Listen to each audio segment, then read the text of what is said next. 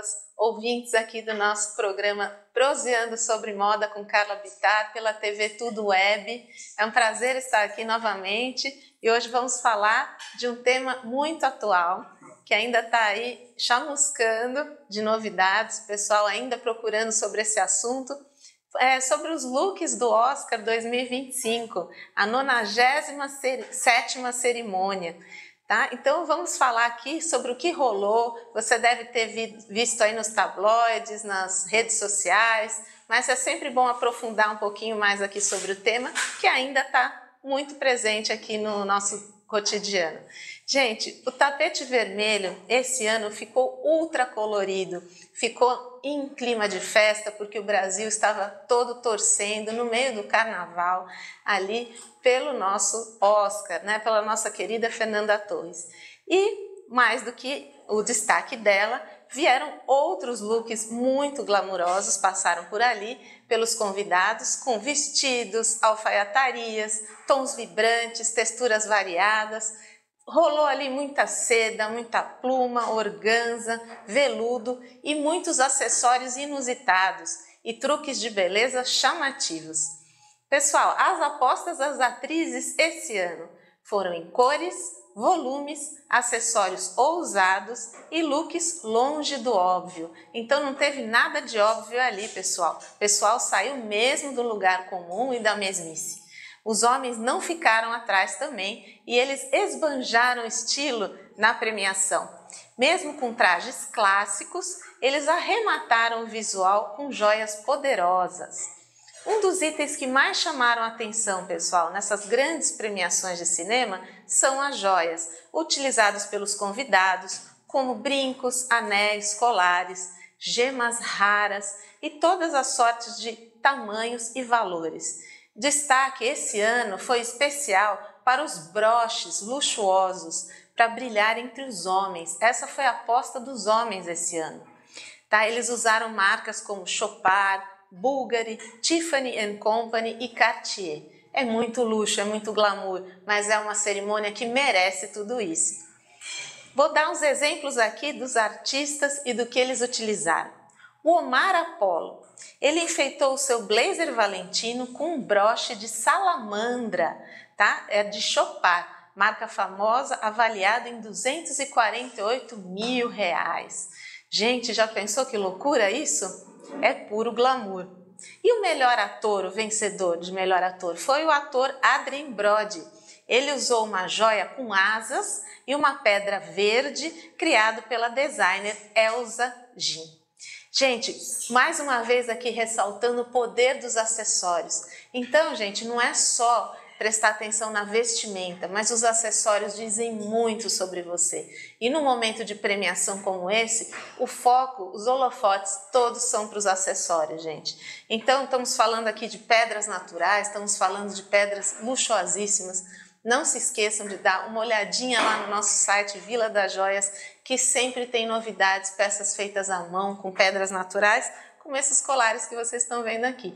Então, estou abrindo um parênteses aqui para vender o meu peixinho e para dar dica para vocês de como o poder dos acessórios é totalmente importante. Vamos continuar aqui com o nosso querido Robert Downey Jr. Ele usou uma peça que remete a um morango, feito em platina. Então, para vocês verem aí as últimas tendências em acessórios, tá? Então, tem os bichos presentes e também as frutas, tá? Esse morango feito em platina e ouro 18 quilates, com rubis e diamantes, criado em 1956 pelo designer Jean Schlumberger para a Tiffany & Company. Gente, quanto luxo, né? Mas olha agora que curioso, o ator Selton Mello, nosso querido brasileiro, usou um item de valor sentimental. Então ele foi na contramão das joias grifadas. Ele já trouxe mais simplicidade na mensagem dele, no que ele quis passar com seu acessório. Ele usou uma flor preta em tributo a Rubens Paiva, tá? Que foi quem deu vida para o filme Ainda Estou Aqui, tá? Vencedor do Oscar de melhor filme internacional, pessoal. Então, quer dizer, nós tivemos aí a participação do Brasil com todo vapor, e os acessórios também presentes aí de uma forma simplificada para respeitar a mensagem do filme, tão importante, né, que tivemos aqui essa premiação. Outros atores agora, o Colman Domingo, o Kieran Culkin e o Mick Jagger mesmo, também apostaram nessa ideia do broche. Então, para vocês verem que o broche vai ser tendência, principalmente entre os homens. Agora, pessoal, nail art. O que é nail art? É a arte de fazer as unhas, as mãos, aquelas unhas artísticas. Isso brilhou no tapete vermelho. Foram unhas que não eram longas demais, também não curtinhas, mas o que elas apostaram, as celebridades, foram nas unhas afiadas, então bem ousadas mesmo. Então, a Doja Cat, Cynthia Erivo, Raquel Cenotti foram algumas que capricharam nas manicures nada básicas. Então vocês veem que isso é uma tendência também, a questão da unha. A unha não fica de fora não, impactando aí no visual como se fosse um acessório. Agora, a maquiagem em contrapartida, pessoal, continua aquela tendência da maquiagem cara lavada ou então make cara de nada. Tá? A maquiagem ela veio exatamente nessa contramão, nessa pegada mais discreta de cara lavada para poder dar lugar para o restante da ousadia dos acessórios e das unhas e tudo mais. Em alguns casos, a produção discreta deixava o destaque para um penteado mais complexo. Então fica a dica aí. Agora é muito legal apostar em penteados novos para você que quer variar um pouco o seu visual. Tá? Então, na maquiagem, o que brilhou? Batons nudes, tá? Ou puxados para aquela cor clássica, Mocha Mousse, que é a cor da Pantone esse ano. É aquele tom mais terroso, puxado para o terroso. São os queridinhos preferidos desse ano, então continue apostando nesses tons na maquiagem que você não vai errar. A sombra mais leve ou um belo delineado preto para completar o visual minimalista, uma tendência de maquiagem que permanece todo esse ano, tá? Então os experts já previam isso no final do ano passado, em 2024, que ia ser tendência e eles acertaram em cheio. O tapete vermelho ficou justamente nessa tendência. E os laços, pessoal, continuam em alta, tanto nos vestidos como nos cabelos. É uma estética cottage girl, é uma mistura de um visual boho com uma vibe mais romântica. Então, roupas com mangas bufantes, vestidos com laços, como eu dizia aqui. Também apareceram os laços nos acessórios e adornos das celebridades de uma forma tanto mais discreta como mais chamativa, tá? Utilizados, por exemplo, pela Felicity Jones e a Cynthia Erivo. E luvas, olha só que romântico! Esse visual também passou a ser utilizado no tapete vermelho, dando um retorno àquela era de ouro de Hollywood, mas com um toque a mais de sensualidade dessa vez. Tá? Então, Miley Cyrus utilizou, Zoe Saldana, Scarlett Johansson são atrizes que utilizaram esse visual. Então, apesar dos estilos serem bem diferentes, uma semelhança marcou todos os looks do Oscar. As luvas funcionavam como uma extensão do vestido e eram feitas no mesmo tecido. Então pode apostar aí em luvas, você que vai aí para uma festa mais luxuosa, a luva vai complementar o seu vestido, vai fazer parte de um alongamento do seu visual. Agora, destaque também foram para os vestidos volumosos. Os modelos amplos roubaram a cena e até apareceram bastante aqueles looks all black, todo preto, tá? Mas com um caimento mais justo.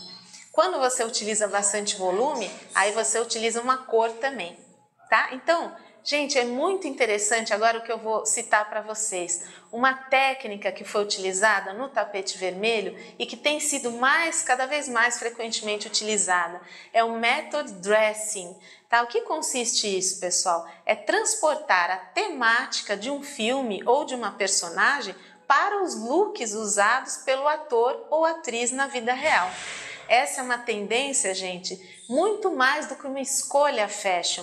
É uma estratégia de marketing para promover a estreia dos filmes. Então, gente, olha como o marketing está totalmente ligado até na hora de produzir os looks. Então, não se trata só de uma estética, mas sim tem toda uma mensagem, uma estratégia ali de venda por trás desse look. Então, por isso que é muito importante a gente analisar isso aqui, gente. Tá? Então, por exemplo, a Ariana Grande e a Cynthia Erivo, elas foram personagens daquele filme Wicked. A Ariana usou a cor rosa e a Cynthia usou a cor verde. A Ariana rosa em Schiaparelli e a verde em Louis Vuitton sob medida, tá? Para justamente lançar os personagens do filme que faziam alusões a essas cores. Olha que legal, gente. Então elas transportam para a vida real, para os looks, para os trajes, aquilo que foi mensagem dentro dos filmes. E assim uma estratégia para vender os próprios filmes. Então olha que legal. Outros exemplos aqui de looks. Sarah Paulson com vestido acolchoado de Marc Jacobs. Whoopi Goldberg, aquela grande atriz, com look de látex de Christian Siriano. E a nossa Fernanda Torres querida arrasou com um look Chanel feito com bordados de renda e enfeitado com plumas. E a Kim Kardashian, sempre polêmica, com seu vestido de noiva da Balenciaga. Então, gente, é muito legal aqui as mensagens que querem trazer cada artista. E as candy colors, pessoal? Vários homens também provaram que os tons pastel caem bem em ternos, tá? Então, quer dizer, não é você sair totalmente do clássico, você pode usar o seu clássico, mas repaginando ele com um ar mais moderno. Então, trazendo uma cor, um tom pastel diferenciado, para sair daquela alfaiataria de sempre pesada, escura. Então, os homens contrariaram essa regra, tá? De sair dessa alfaiataria preta ou branca, que é aquela sempre básica. Então usaram cores como o amarelo, o rosa, o bege, o azul claro, tá? E também as atrizes, tá? Não foram só os homens não. A Felicity Jones, a Zoe Deutch, o Michael Madison, Sydney Sweeney e a Ariana Grande, como eu estava aqui para vocês. Agora vamos dar aquele holofote todo para o nosso look da Fernanda Torres. Você que quer saber um pouquinho mais sobre o look dela.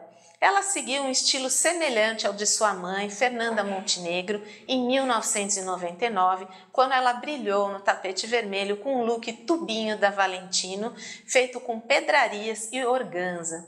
Ambas usaram vestidos pretos ou em tons escuros para prestigiar as premiações. Aqui, gente, é aquele famoso tal mãe, tal filha, né?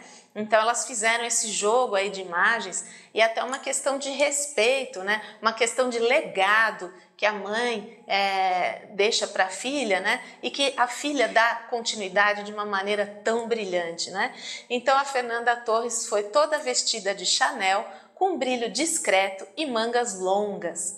Aplicou também o method dressing na sua produção, que é aquele método de transportar o filme para a vida real. Tá? Então é uma extensão visual do filme no tapete vermelho.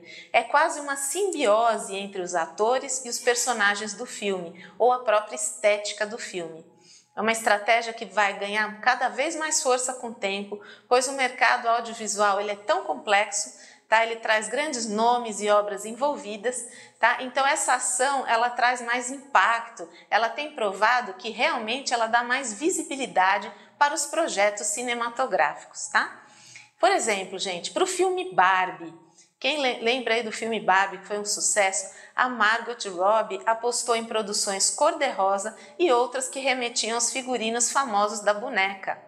Tá? Então o Zendaya é o mestre do method dressing. Ele usou essa estratégia em filmes como Homem-Aranha, Challengers e Duna.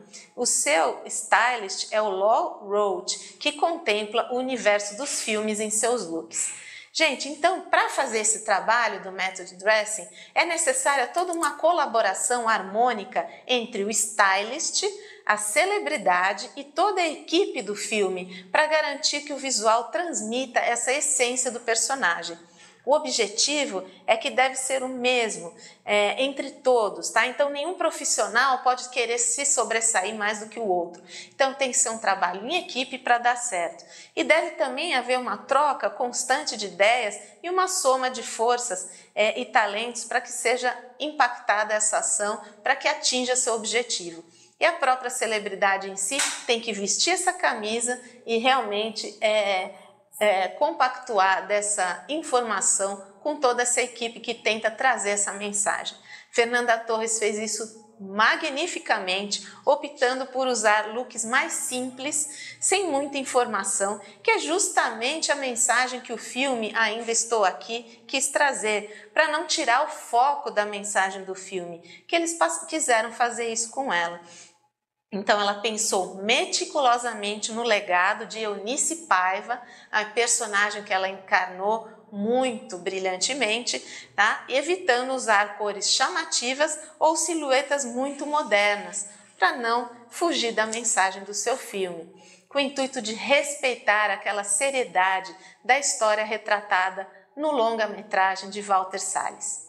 Então Fernanda Torres já admitiu em muitas entrevistas, tá, que ela nunca tinha pensado muito sobre esse seu lugar na moda, mas isso agora virou uma pauta para ela, na vida dela, admitindo ser divertido para o ator pensar nisso, pois eles estão sempre nesse espectro lúdico. Então a Fernanda ainda vê isso tudo com muito bom humor, gente. Ela mergulhou aqui na moda e está se divertindo muito com isso, porque aí ela participa de um grande projeto, né, de parceria aí com os seus stylists, né, que são muito importantes para até projetar esse seu filme em âmbito nacional e internacional.